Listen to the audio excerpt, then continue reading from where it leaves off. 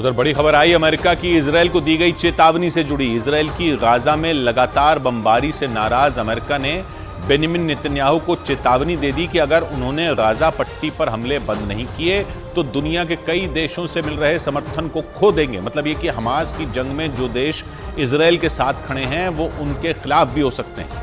माना जा रहा है कि इजरायल पर अमेरिका का गुस्सा इसलिए भड़का क्योंकि इजरायली सेना की कार्रवाई में गाजा में बड़े पैमाने पर बच्चों और महिलाओं की मौत हो रही है और इसी वजह से इजरायल के साथ साथ पूरी दुनिया में अमेरिका की भी किरकिरी हो रही है। ऐसे में अमेरिका दुनिया के सामने अपनी साख बचाने के लिए इजरायल के साथ सख्त रवैया अपना रहा है।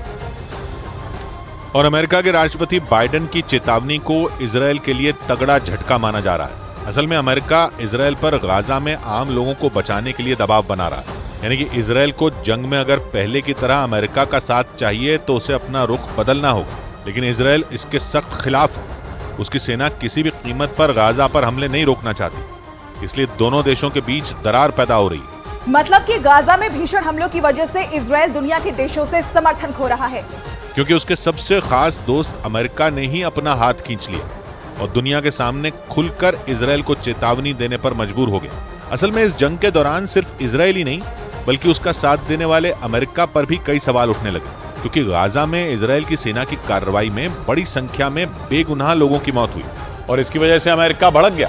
गाजा में इजरायल की सेना ने हमास से निपटने के लिए ताबड़तोड़ मिसाइलें दागी, लेकिन आरोप है कि अपनी कार्रवाई करने के दौरान इजरायल के सैनिकों ने वहां आम लोगों को भी नहीं बख्शा। इतना ही नहीं, आरोप है कि इजरायल ने वहां बच्चों और महिलाओं पर भी रहम नहीं दिखाया, मतलब पूरे गाजा में कत्लेआम मचा दिया। दावा है कि इजरायल की फौज ने जो वहां भीषण बमबारी की उसमें 18,000 से ज्यादा फिलिस्तीन के नागरिक मारे गए। उनमें करीब 8,000 बच्चे और 5,000 से ज्यादा महिलाएं शामिल हैं, जबकि जंग के दौरान 50,000 से ज्यादा लोग हमलों में घायल हो गए।